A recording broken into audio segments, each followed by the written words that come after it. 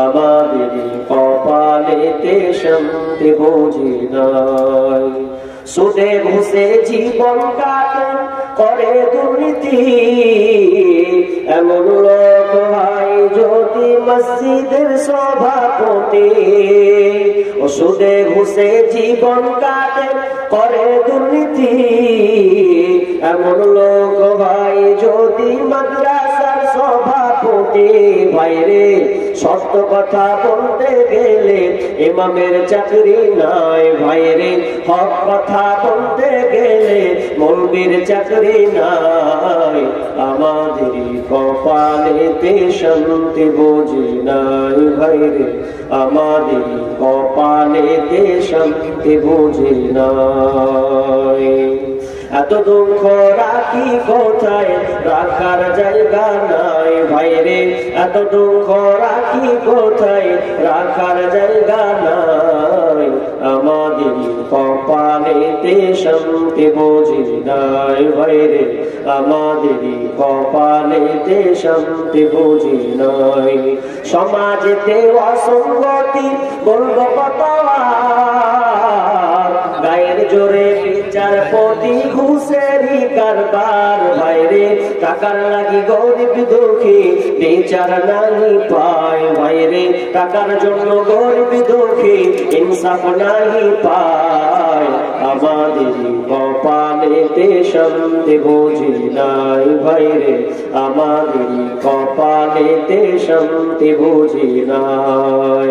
বড় ছোট নাই ভেদাভেদ, কোথায় মান সম্মান, বাপের সমান মুরব্বিকে করছি অপমান। 8 বছরের ছেলে যদি সামনে বেরি খায়, ভাইরে 10 বছরের ছেলে যদি ওপেন বিমল খায়। আমাদের কপালেতে শান্তি বুঝি নাই, ভাইরে আমাদের কপালেতে শান্তি বুঝি নাই। এত দুঃখ রাখি কোথায়, রাখার জায়গা নাই, ভাইরে এত দুঃখ রাখবো কোথায়, রাখার জায়গা নাই। আমাদের কপালেতে শান্তি বুঝি নাই, ভাইরে আমাদের কপালেতে শান্তি বুঝি নাই। আমার আজকের আলোচ্য বিষয় ইসলামে নারীদের অধিকার বা মর্যাদা। ইসলাম নারীদেরকে কি কি অধিকার দিয়েছে এ ব্যাপারে আমাদেরকে অবশ্যই জানা জরুরি। এ ব্যাপারে জানার আগে আমাদের আগে জানতে হবে জাহিলিয়াত সম্পর্কে। শুধু আরবীয় জাহিলিয়াত নয়, আপনি ভারতীয় জাহিলিয়াত এ কালচার যদি আপনি রীতিনীতি দেখতে যান, নারীদেরকে এই ভারতবর্ষে কিভাবে ব্যবহার করা হতো এ বিশাল লম্বা ইতিহাস আছে। আপনি খ্রিস্টান, ইউরোপীয়, গ্রিক যা নিবেন, সেই সময় একটা দিন ছিল যে দিনগুলোতে নারীদের সম্মান মর্যাদা দেওয়া হতো না। তবে ইসলাম এসে নারীদের সম্মান মর্যাদা পায়ে পায়ে বুঝিয়ে দিয়েছেন। আমাদের গত মনীষী যারা, তারা হয়তো কিছু বলে গেছেন কিন্তু বাস্তবায়ন নয়। আর আমাদের নবী তিনি বলেছেন, পাশাপাশি বাস্তবায়ন করেছেন, দেখিয়ে দিয়েছেন। এর নাম হচ্ছে ইসলাম। আমি বিস্তারিত বলতে পারবো না বিধায় আমি আয়াত বলতে আর হাদিস বলতে সময়টি নষ্ট হবে। এজন্য আপনারা শর্টকাটে আপনাদের বোঝানোর চেষ্টা করব। তো ইসলাম যে নারীদের মর্যাদা দিয়েছে, তার আগে তো জাহিলিয়াত একটু আপনাকে টাচ করতে হয়, নইলে আপনি বুঝবেন কি করে যে মেয়েদেরকে কিভাবে ব্যবহার করত। আল্লাহ সুবহানাহু ওয়া তাআলা সূরা নাহল 58 এবং 59 নম্বর আয়াতে আল্লাহ বলেন, বিসমিল্লাহির রহমানির রহিম, ওয়া ইযা বুশিরা আহাদুহুম বিল উনসা ওয়াল্লা ওয়াজহুহু মুসওয়াদ্দান ওয়া হুয়া কাযীব ইয়াতাওয়ারা মিনাল কওমি মিন সুই মা বুশিরা বিহি আয়ুমসিকুহু আলা হুনিন আম ইয়াদুসসুহু ফিত তুরাব আলা সাআ মা ইয়াহকুমুন। আল্লাহ সুবহানাহু ওয়া তাআলা এই অসভ্যতার যুগ, জাহিলিয়াতের যুগের কর্মকাণ্ড মেয়েদেরকে কেমন করে ব্যবহার করা হতো। মেয়ে জন্ম নিলে তাদের ব্যাপারে আল্লাহ তাআলা সে জাহিলিয়াত সম্পর্কে তুলে ধরেছেন। ওয়াইদা বুশিরা আহাদুহুম বিল উনসা, যখন কোনো গার্জেন কোনো বাড়িতে যখন মেয়ে কন্যা সন্তানের জন্ম হতো, ওয়াইদা বুশিরা আহাদুহুম বিল উনসা যাল্লা ওয়াজহুহু মুসওয়াদ্দা, তখন তাদের মুখখানটা তাদের চেহারাটা কালো বর্ণের হয়ে যেত। ওয়াইদা বুশিরা আহাদুহুম বিল উনসা যাল্লা ওয়াজহুহু মুসওয়াদ্দা ওয়া হুয়া কাযীম, তাদের মনটা প্রাকান্ত মন হয়ে যেত। কেন কেন? তো তার বাড়িতে ছেলে না হয়ে কন্যা সন্তানের জন্ম হয়েছে। ইয়াতাওয়ারা মিনাল কওমি মিন সুই মা বুশিরা বি, যখন তাকে এই সংবাদটা দেওয়া হতো তোমার বাড়িতে মেয়ে কন্যা সন্তানের জন্ম হয়েছে, এই জন্য তার খেলানির ভয়ে, তার মান সম্মানের ভয়ে, তার ইজ্জতকে বাঁচানোর জন্য তার কম থেকে, তার এলাকা থেকে সে নিজেকে গোপনে রাখতো, লুকিয়ে রাখতো, যাতে কেউ বলতে না পারে যে তোর বাড়িতে মেয়ে সন্তানের জন্ম হয়েছে। মেয়ে সন্তান হওয়া মানে তাদের জন্য বোঝা, তাদের জন্য ক্ষতির দিক। হাজি কেন এটা? আরে ছেলে তো আল্লাহর দান, মেয়েও আল্লাহর দান, তো মেয়ে হলে তাদের মনটা এমন কেন হতো? লম্বা কথা নয়, শর্টকাটে বলতে আপনাকে বলে দিই। আচ্ছা, আপনার মেয়ে ঘরে যদি মানুষ হয় আর আপনার মেয়েটাকে যদি সম্মান না দেওয়া হয়, ওই মেয়েটা বড় হবে, রাস্তায় যাবে, তাকে লাঞ্ছিত করবে, তাকে নির্যাতন করবে, ধর্ষণ করবে। ওই মেয়েটার বিয়ে দিতে গেলে ছেলের পক্ষ থেকে চাপ প্রয়োগ করবে, এতটা লাগবে। শুধু তাই নয়, তার বাড়িতে ঝি খাটতে যাবে। আরে কোন ইতিহাস, ভয়াবহ ইতিহাস আছে। একটা মেয়ে যদি রাস্তায় যায় তো ওই মেয়েটা স্বাধীন নয় যে আমি এখান থেকে নিয়ে আপনার কি নাম জমিপুর এই পাশে কোনো একটা এলাকা যাব। এইরকম এলাকা যাওয়ার কোনো নিরাপত্তা ছিল না। কোনো ছেলে মেয়ে যদি কোনো ছেলেরা যদি একটা দল বসে থাকে তো বলতো এক কাজ কর, মেয়েটার পেটে বাচ্চা আছে। ইতিহাস দেখেন কত জঘন্য, কত একদম ভ্রাক্রান্ত ইতিহাস। একটা মেয়ে প্রেগনেন্ট আছে, পেটে বাচ্চা। এখন 4 জন যুবক বলছে, এই বলতো মেয়েটার পেটে ছেলে আছে না মেয়ে আছে? একজন বলছে কি হবে, ছেলে আছে না হয় মেয়ে আছে? না, একজন বলছে না ছেলে আছে, বলছে ও মেয়ে হতে পারে। আরেকজন বলছে এক কাজ কর, অত তর্কাতর্কি করে লাভ নেই, মেয়েটাকে ধর, মেয়েটাকে ধরে পেটটাকে চিড়ে দে, চিড়ে বের কর ছেলে আছে না মেয়ে আছে, একেবারে সমাধান, ক্লিয়ার। এত কথা বলার কি দরকার আছে? মেয়েটাকে ধরলো, চাকু নিল, পেট ফেলে দিল, বাচ্চা বের করে নিল, দেখছে যে না এটা ছেলে আছে, এটা মেয়ে আছে, এরকম। আচ্ছা, কোনো বাপ চাইবে যে এটা কোনো মেয়ের উপর অত্যাচার হোক? জি চাইবে? চাইবে না। তো তার থেকে মেয়ের বাপেরা বলতো যে জাগা একবারে মেরে দিব, একবারে গলা টিপে দিব, একবারে যা করবে একবার খতম করে দিব, 10 দিন 1 মাস 2 মাস কাঁদবো, এই ভালো। কিন্তু চোখের সামনে মেয়ে অপদস্থ হবে, এটা বরদাস্ত করতে পারবে না। কারণ মেয়েদের সম্মান মর্যাদা সেই সময় দেওয়া হতো না। এই জন্য আমার আল্লাহ বলছেন, يتورى من القوم من سوء ما بصر به أيمسكه على هون أم يدسه في التراب। সে চিন্তা করত, যখন মেয়ের বাপকে বলা হতো তোমার মেয়ে তোমার ঘরে জন্ম নিয়েছে, তখন সঙ্গে সঙ্গে তার গ্লানির কারণে, তার মান সম্মানকে বাঁচানোর জন্য তার এলাকা থেকে সে পালিয়ে বেড়াতো। কোন পরিবারের কাছে সে সামনাসামনি হতো না। কোন পটাক মাসির কাছে গেলে, খালার কাছে গেলে, তার চাচির কাছে গেলে, তার আত্মীয় স্বজনের কাছে গেলে সবাই তাকে তিরস্কার ভৎসনা দিত। এই জন্য সে পালিয়ে বেড়াতো। ইয়াতাওয়ারা মিনাল কওমি মিন সুই মা বুশিরা বি আইয়ুমসিকু আলা হুনিন আম ইয়াদুসসুহু ফিত তুরাব। সে মেয়েটাকে রাখবে না মাটিতে পুঁতে দেবে, মেয়েটাকে বাঁচিয়ে রাখবে না তাকে মেরে ফেলবে, এইরকম তার একটা সিদ্ধান্ত নিত। আল্লাহ বলছেন আলা সাআ মা ইয়াহকুমুন, তারা যে সিদ্ধান্তটা নিত এটা কতই না জঘন্য সিদ্ধান্ত, কতই না নোংরা সিদ্ধান্ত। তারা মেয়েদেরকে এইভাবে হত্যা করে দিত। সামান্য একটা ঘটনা বলবো, ঐতিহাসিক ঘটনাগুলোকে তুলে ধরেছেন মাজমাউত জাওয়াইদ একটা হাদিস, সেখানে ঘটনা আছে। তাফসিরে কুরতুবী, কুরআন ও তাফসির, সেখানেও ঘটনা তুলে ধরা আছে। তবে একটু সংক্ষেপে আপনাকে বলছি, সময় খুব কম, এজন্য আমি তাড়াতাড়ি করে কাটছি। কি মেয়েদেরকে কেমন ব্যবহার করা হতো? একজন সাহাবী ইসলাম গ্রহণ করেছেন। ইসলাম যখন গ্রহণ করলেন, কিন্তু তার আগের জানি, তার আগের সময় তিনি নিজের হাতে 8টা কন্যা সন্তানকে জীবিত মেরেছেন। তার মনে শান্তি নাই। আল্লাহ রাসূলের কাছে এসে ইসলাম গ্রহণ করলেন। ইসলাম গ্রহণ করার পরেও তার মনে কোনো শান্তি নাই, ভালো লাগছে না। কারণ নিজের হাতে এই ফুটফুটে কন্যা সন্তানগুলোকে সে নিজের হাতে মেরেছে, হত্যা করেছে, জীবিত কবর দিয়েছেন, কোনটাকে নদীতে ভাসিয়েছেন, গলা টিপেছেন, তাহলে এত কিছু করেছেন। আচ্ছা, কেমন করে শান্তি থাকবে? এক কোনায় বসে মনটা চোখ দিয়ে পানি, ভালো লাগছে না। নবী বলছেন, সাহাবী কি ব্যাপার, তুমি তো ইসলাম গ্রহণ করেছো।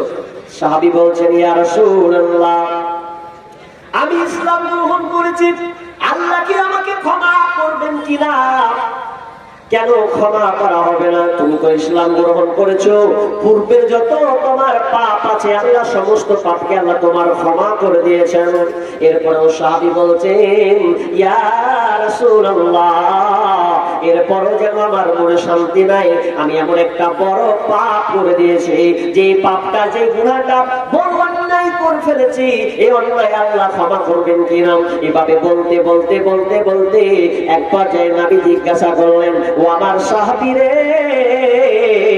এমন তুমি একটা অপরাধ করেছো, বলো কি যে অপরাধ তোমাকে আল্লাহ ক্ষমা করবে না?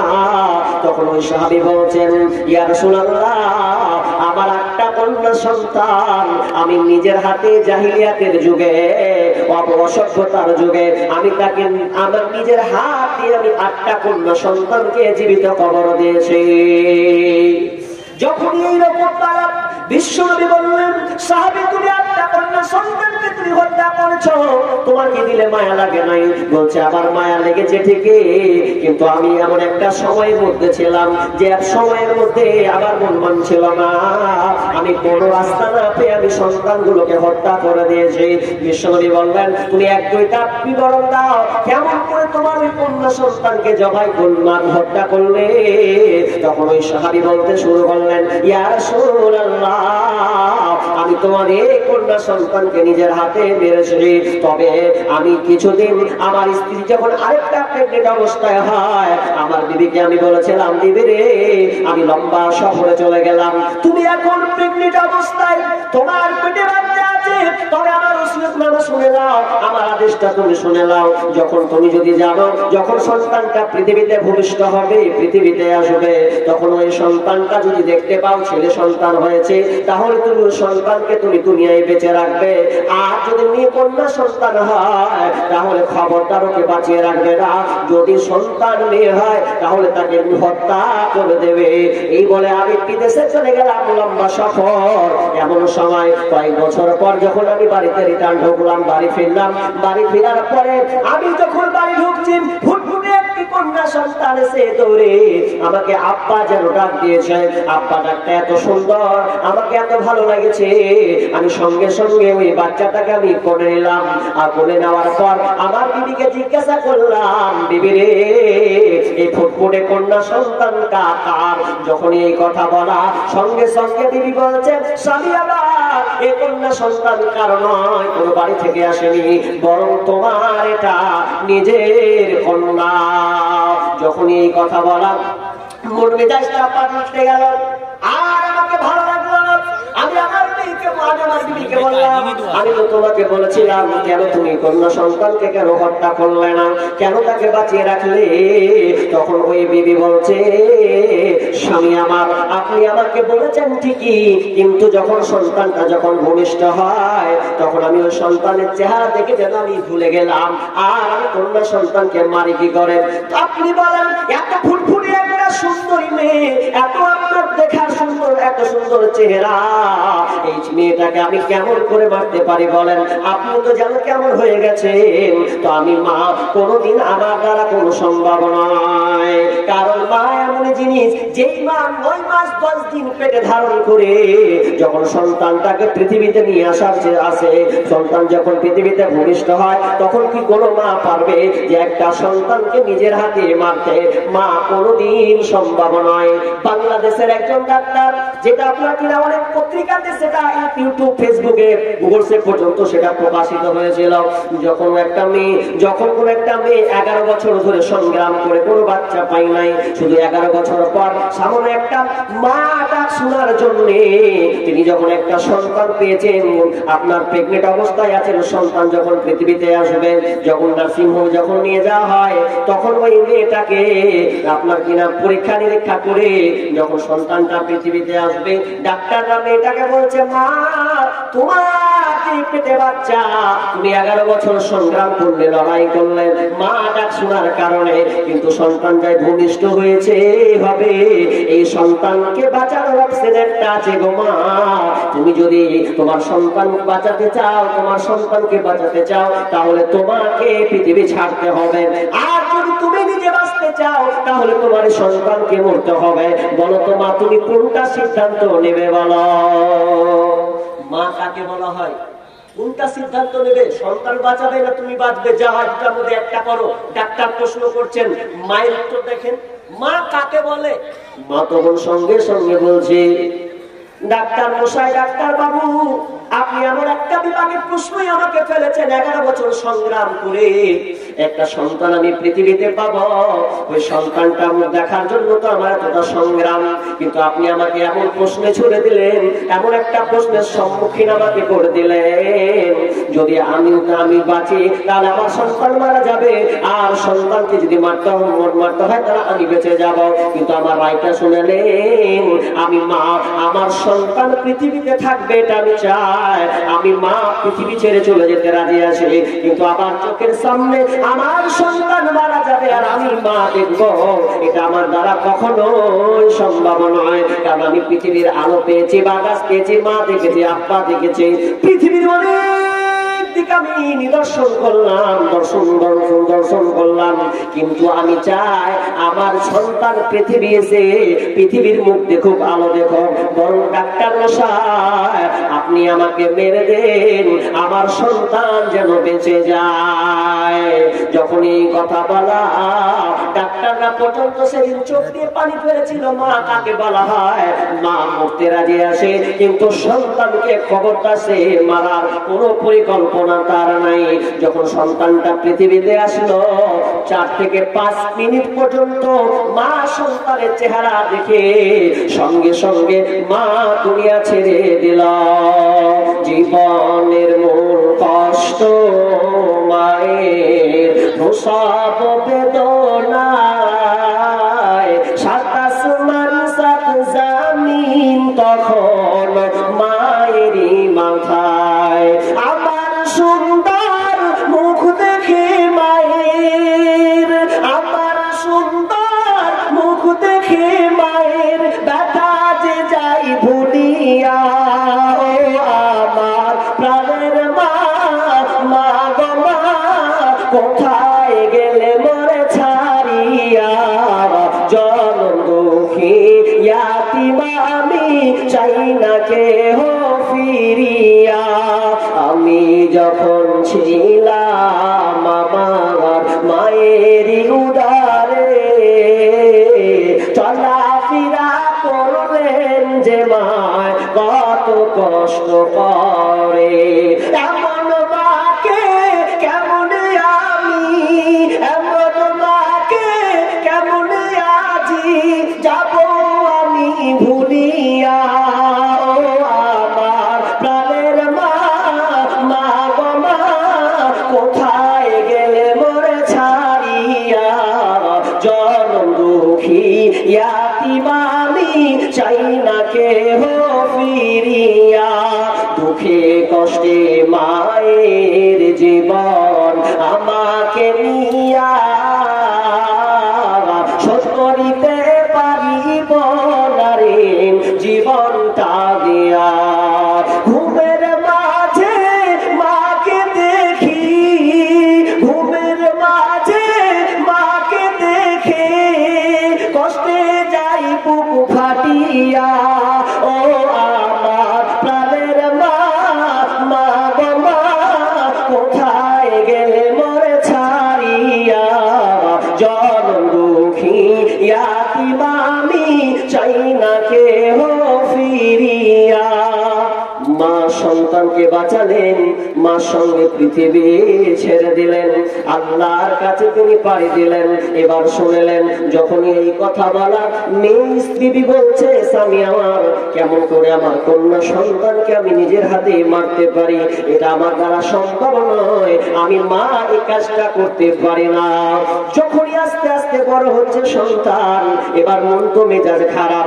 বাপ বলছে মেয়েটা হয় থেকে যাক, কিন্তু যখন বাড়ি থেকে বের হয় পাড়াপড়শি তাকে গঞ্জনা দেয়, ভৎসনা দেয়, তাকে তিরস্কার করে, তার সঙ্গে ভালো সম্পর্ক খুব একটা রাখে না। তখন সে সিদ্ধান্ত নিল যে আমার সন্তানকে আমি আর বাঁচিয়ে রাখবো না, ওকে আর যে করবো ওকে মেরেই ফেলতে হবে। এবার স্বামী বলছে, বিবি রে, সন্তানকে তুমি সুন্দর করে সাজিয়ে দাও। সন্তানকে সুন্দর করে সাজিয়ে দেওয়ার পর যখন মরু প্রান্তরে যখন মেয়েকে নিয়ে যাচ্ছে, নির্জন নিরিবিলি একটা জায়গা, কোনো মানুষ নাই, হাহাকার ফাঁকা জায়গা, ময়দান, মরু প্রান্তর। এভাবে করতে করতে করতে মেয়ে কন্যা সন্তানকে বলছেন, মা রে, চল আমার সঙ্গে, তুই জায়গাটা খোর।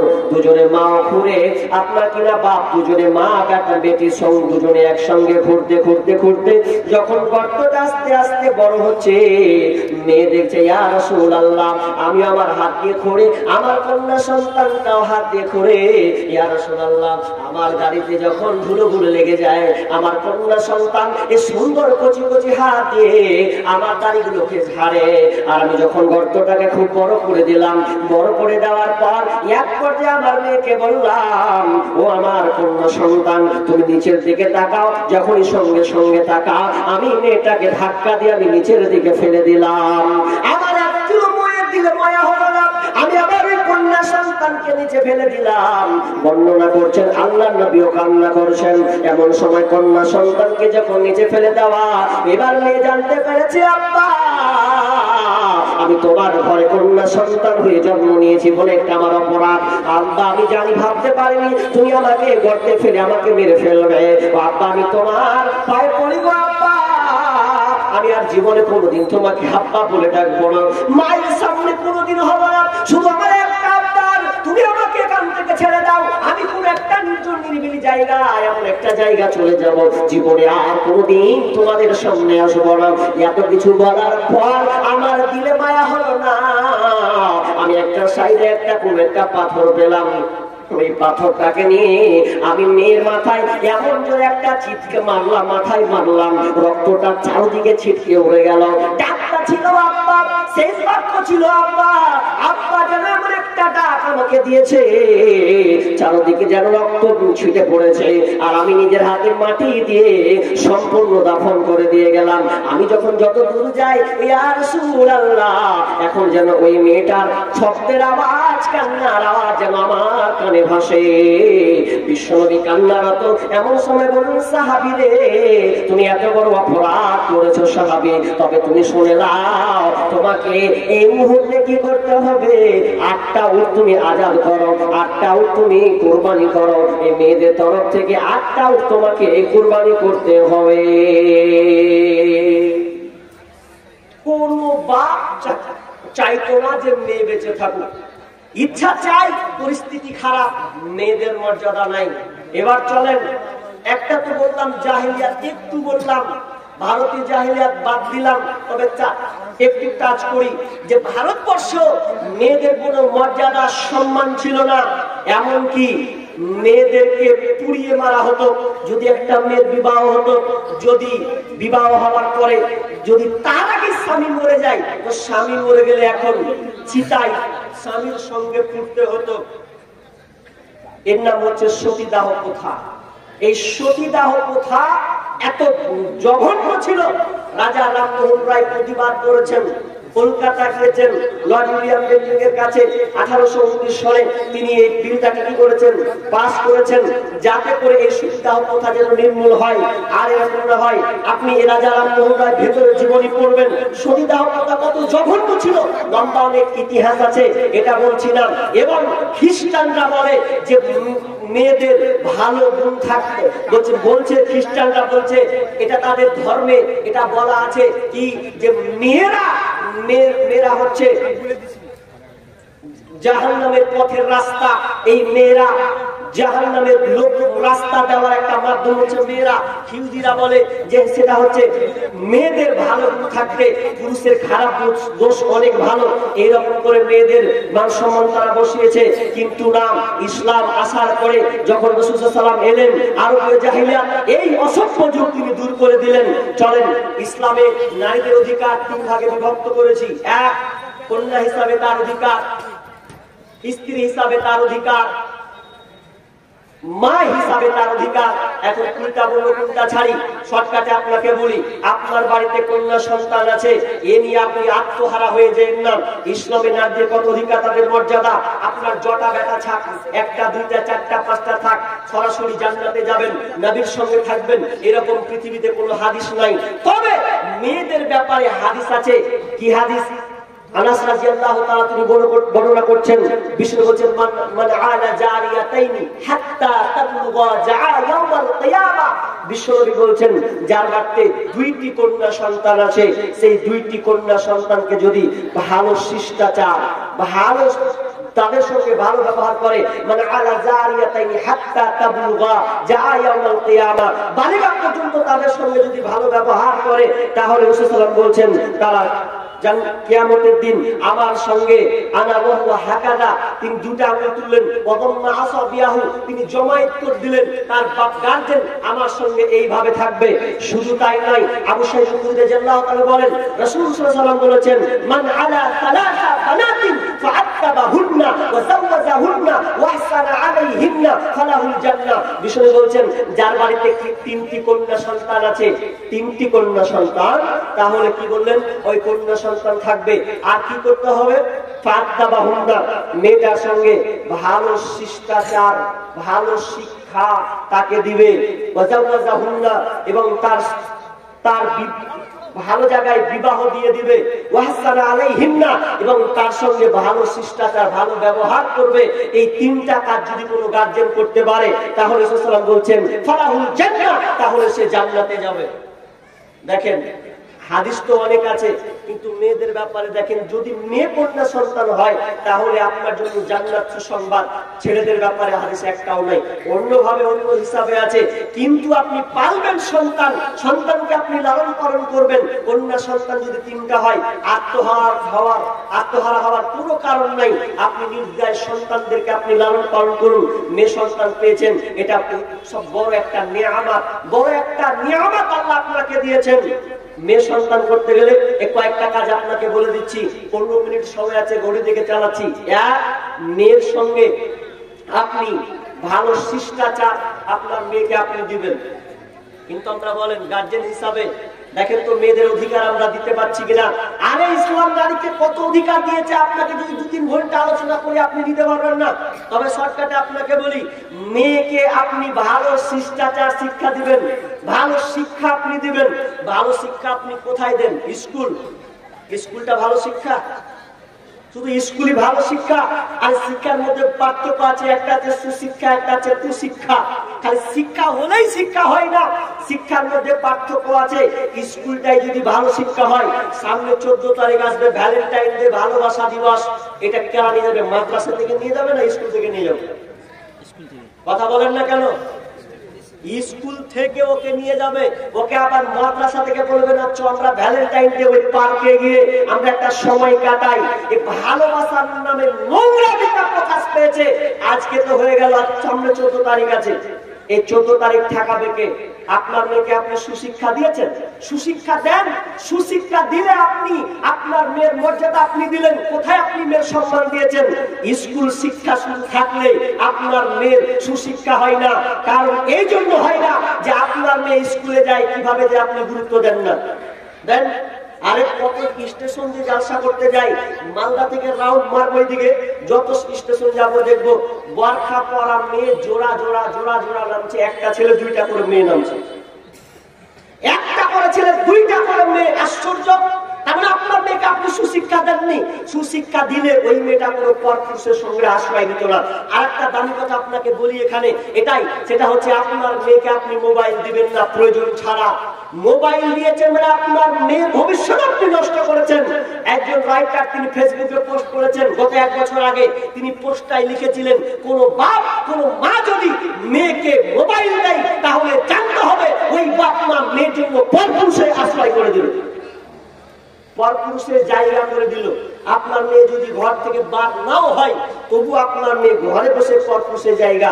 কথাটা একটু গভীরে নেন, দেখেন তো আপনার মেয়ে ফেসবুক চালায় কি চালায় না, ইউটিউব ব্যবহার করে কি করে না, টিকটক চালায় কি চালায় না। তাহলে ইউটিউব টিকটক যে চালায় ওই চালাতে গিয়ে তো পরপুরুষ যে কেউ আসবে, পুরুষের ছবি আসবে কি আসবে না, আসবে তো। ঘরে বসেই দেখবেন ও বাহির থেকে তার সম্পর্ক গভীরতা হয়ে গেছে, আপনি বুঝবেন না বা আপনি বুঝবেন না মা। কখন দেখবেন ওই মেয়ে ওই ছেলে আপনার টেক্টার চালাবে, টেক্টার সংসারে টেক্টার চালিয়ে বসতে থাকবে, সেদিন বুঝবেন যে আমি কি করলাম। না, আপনার মেয়েকে আপনি ভালো শিষ্টাচার শিক্ষা দেন, এটা 1 নম্বর বাপ হিসেবে আপনার দায়িত্ব। খালি জান্নাতে চলে যাবেন সরাসরি এমনটা না, দিতে হবে। সামনে 14ই ফেব্রুয়ারি, আহা জোড়া সরা সব লাগবে, দেখবেন সব মুসলিমের মেয়ে বেশিরভাগ, মুসলমানের মেয়ে থাকাই না। 14ই ফেব্রুয়ারি নামে চলছে বেঈমানি, হীরার চেয়ে দামি জিনিস হারায় অনেক নারী, দুষ্টু ছেলের মিষ্টি কথায় পরে নারী ভাবে, সব হারিয়ে মনটি আবার বসে বসে কাঁদে। প্রেমের নামে চলছে এখন, প্রেমের নামে চলছে এখন অশ্লীলতার ছোঁয়া, কতক মনে নারীর সম্মান পান্তা ভাতার মোয়া। নারী তুমি সম্মানিতা, সব ঘরেরই আলো, লাগলে ছোঁয়া পঙ্কিলতার জীবন হবে কালো। 1 নাম্বার, আপনার মেয়েকে আপনি ভালো শিষ্টাচার সুশিক্ষা ব্যবস্থা আপনি করবেন। এবং মেয়ে ভালো দেখে, ভালো পাত্র দেখে ওই মেয়েটার আপনি বিয়ে দিয়ে দেবেন। যখন মেয়েটার বয়স আপনার বয়স লেভেলে চলে আসবে, খবরদার দেরি করবেন না। যখনই একটা মেয়ে আপনার উপযুক্ত হয়ে যাবে, যখন তার প্রাপ্ত বয়স্ক হয়ে যাবে, বিয়ের সীমা যখন বেঁধে যাবে, তখন আপনি ওই মেয়েটাকে আর রাখবেন না। ভালো ছেলে দেখে আপনি তার পরিবারে আপনি উঠিয়ে দেন। কিন্তু অনেক বাপ মা আছে মেয়ের প্রজন্মকে নষ্ট করে, টাকা দেখে বাপ মা কিনা জামাই নির্বাচন করে মেয়ের বিয়ে দিয়ে দেয়। কিন্তু খবরদার, না না, এটা আপনি কখনোই করবেন না। মেয়ের সম্মতি নিবেন, মেয়েটাকে আপনি জানবেন, কারণ বিশ্বনবী বলছেন যদি কোনো মেয়ে যদি বিয়ে দেওয়া হয় আর মেয়েটা যদি কান্না করে দেয়, আর বিশ্বনবী বলছেন গার্জেনদের ব্যাপারে, তোমরা গার্জেনরা শোনো, মেয়ের কাছে তোমরা অসম্মতি নিবে, মেয়েটার কাছে তোমরা সম্মতি নিবে। আর ওই সম্মতি যদি দেন, সম্মতি দেয়, তাহলে তোমরা বিয়ে দিয়ে দাও। সাহাবীরা প্রশ্ন করলেন, ইয়া রাসূলুল্লাহ, মেয়ের সম্মতিটা কি বুঝলাম না। তখন তিনি বলছেন আনকুতা, বিশ্বনবী বললেন তোমার ওই মেয়েটা যখন চুপ থাকবে, নীরব থাকবে, তখন তুমি জেনে নাও মেয়েটা রাজি আছে। যতক্ষণ পর্যন্ত মেয়ের কাছ থেকে সম্মতি না পাবে, ততক্ষণ পর্যন্ত ওই মেয়েটা অন্য কারোর সঙ্গে তুমি বিয়ে দিবে না। ভালো পাত্র দেখে আপনার মেয়ের বিয়ে দেন, যেখানে সেখানে বিয়ে দিয়েন না। তার মানে এখানে কি বলা হলো যে বিয়ে দিয়ে দিল। বিয়ে দেওয়া মানে আপনি লোভনীয় একটা ছেলে দেখলেন, চাকরিওয়ালা, ভালো চরিত্রের স্বভাবের নয়, না, আপনাকে ভালো ছেলে দেখতে হবে। বিষ্ণু বলছেন ইযা আতাকুম মান তারদাউনা খুলুকাহু ওয়া দীনাহু ফাতাবিযুহু। বিষ্ণু বলছেন যে মেয়েটা, যে ছেলেটার চরিত্র খুলুকাহু, যার চরিত্র ভালো দেখলে, বা দীনাহু, ছেলেটার মধ্যে দিনদারিতা আছে, ওই ছেলেটার সঙ্গে যদি দেখো এই দুইটা গুণ তার মধ্যে আছে, তাহলে তোমরা বিয়ে দিয়ে দাও। এটাই ওয়াহসানা আলাইহিন্না, এবং তুমি তোমার মেয়ের সঙ্গে সব সময় ভালো ব্যবহার করবে, সদা সর্বদা ভালো ব্যবহার করবে। তুমি যখন বাড়িতে আসবেন, আগে ছেলে মেয়ে যাই থাকুক না কেন, ওই বাচ্চা মেয়েটাকে আপনি কোলে উঠিয়ে নিন। কোলে উঠিয়ে আপনি সঙ্গীত বলুন, সূরা বলুন, আর কিছু বলে মেয়েটাকে বুকে জড়িয়ে নিন। যদি না পারেন তো আমার এই সঙ্গীতটাকে নিয়ে আপনি বাড়ি গিয়ে আপনি মেয়েটাকে দুলবে দিয়ে দিবেন। কন্যা রে তুই চোখের মনি, চোখের কোণের জল, কন্যা রে তুই হাতি ধরে আমার সাথে চল, কন্যা রে তুই চোখের মনি, চোখের কোণের জল, কন্যা রে তুই হাতি ধরে আমার সাথে চল, কন্যা রে তুই নূপুর পায়ে আমার কোলে আয়, তোর সোনা মুখ দেখলে ভাঙে হাজার অভিমান, কন্যা রে তুই চোখের মনি, চোখের কোণের জল, কন্যা রে তুই নূপুর পায়ে আমার কোলে আয়, তোর ছোঁয়াতে মেঘ ভাঙার হৃদয় ছুঁয়ে যায়, কন্যা রে তুই চোখের মনি, চোখের কোণের জল, কন্যা রে তুই হাতি ধরে আমার সাথে চল। তাহলে কন্যাকে আপনি সবসময় ভালোবাসবেন। মায়েশা রাদিয়াল্লাহু তাআলা আনহা বলছেন, আমি যখন বাড়িতে আছি তো বাড়িতে থাকার কালীন একজন মা দুইটা মেয়েকে নিয়ে আসলেন আমার কাছে, কিছু চাইলেন। চাওয়ার সময় আমার কাছে মাত্র 2টা খেজুর। আমি কি করলাম, একটা খেজুর আমি তাদেরকে দান করে দিলাম, আর একটা খেজুর আমার কাছে রেখে দিলাম। আমি দেখলাম ওই মেয়েটা তার 2টি কন্যা সন্তানকে নিজে না খেয়ে ওই খেজুরটা 2 ভাগ করে 2 মেয়েকে দিয়ে দিলেন। বিশ্বনবী যখন বাড়িতে আসলেন, আসার পর বিষ্ণু বলছেন, ইয়া রাসূলুল্লাহ, আমার একজন মেয়ে আমার কাছে এসেছিল, 2টি কন্যা সন্তান তার ছিল, এবং সে একটা খেজুর নিজে না খেয়ে 2 ভাগ করে তার নিজের কন্যা সন্তানকে দিয়ে দিল। বিষ্ণু বলছেন, যারা এই কষ্টের সঙ্গে এই মেয়েদেরকে লালন পালন করবে, সেই তাদের এই কষ্টগুলো তার জাহান্নামের আগ হয়ে দাঁড়াবে। কন্যা সন্তান খারাপ কিছু নয়, বরং নিজেকে আপনি প্রশংসায় ফেটে পড়ুন যে আল্লাহ তাআলা আমাকে এত বড় একটা নিয়ামত দিয়েছেন, এত বড় নিয়ামত আমাকে দিয়েছেন। তবে আফসোস কথা হলো, মেয়ের আগেকার জামানায় মেয়েদেরকে এইভাবে অসম্মান করা হতো, পুঁতে দিত।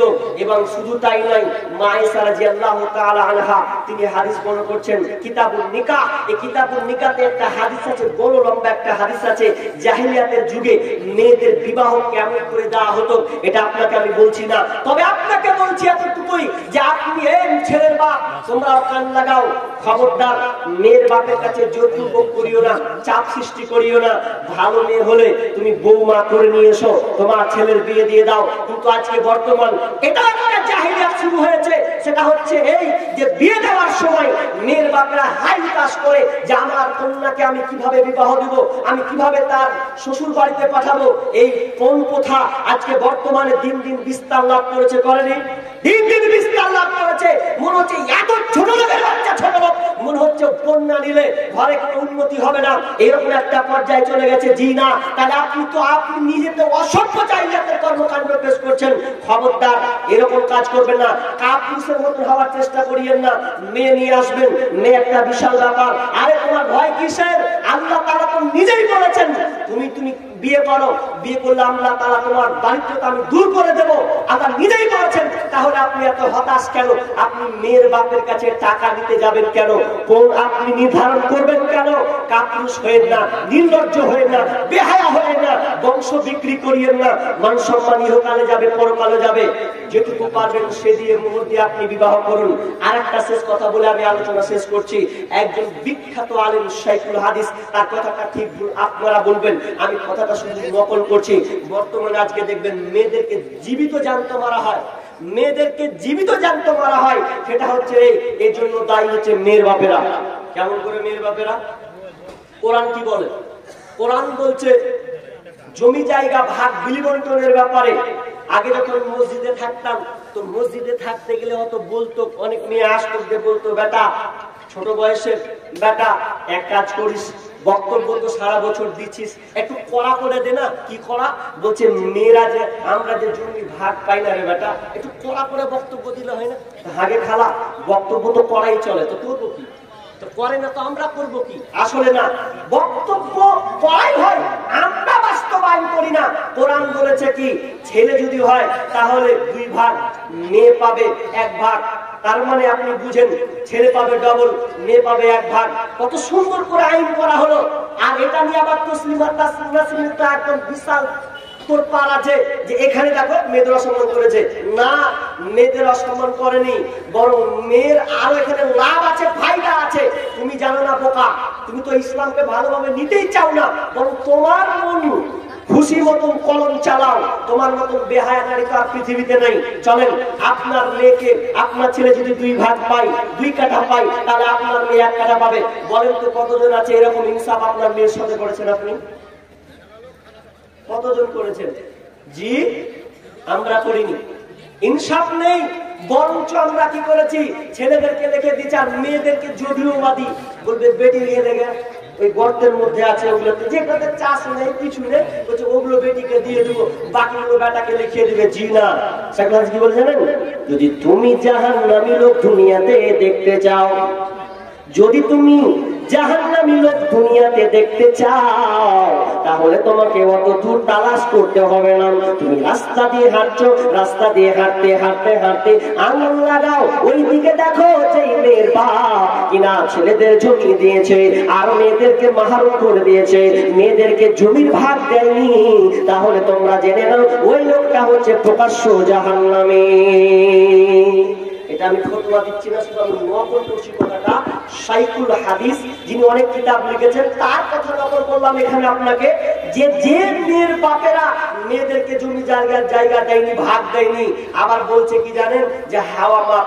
আমি একটা মেয়েকে বলছি, আচ্ছা যে মেয়েটা প্রশ্ন করেছিল আমাকে যে তুমি জায়গার ব্যাপারে একটু বড় ভাই বিলি বন্টনের ব্যাপারে একটু করা করে, তা আমি আবার রসিকতা করে খালাকে বলছি, খালা শুনছি নাকি তোমরা বলে হাওয়া মাপ দিয়ে দাও। জি, কে বলছে হাওয়া মাপ দিয়ে মাথা খারাপ?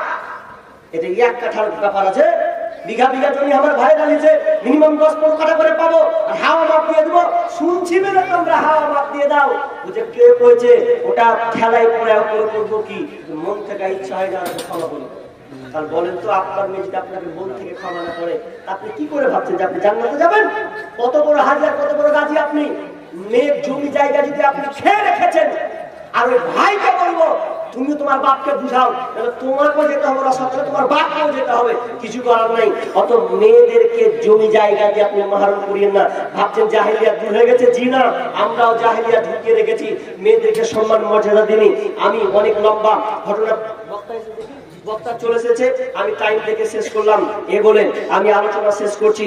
আজকের আলোচ্য বিষয় ইসলামে নারীদের অধিকার ও মর্যাদা। শুধু কন্যা হিসাবে বলতে পারলাম, 2টা অপশন আরো থেকে গেল, ইউটিউবে দেখে নেবেন ইনশাআল্লাহ। বিস্তারিত 2 ঘন্টার উপরে আলোচনা আছে।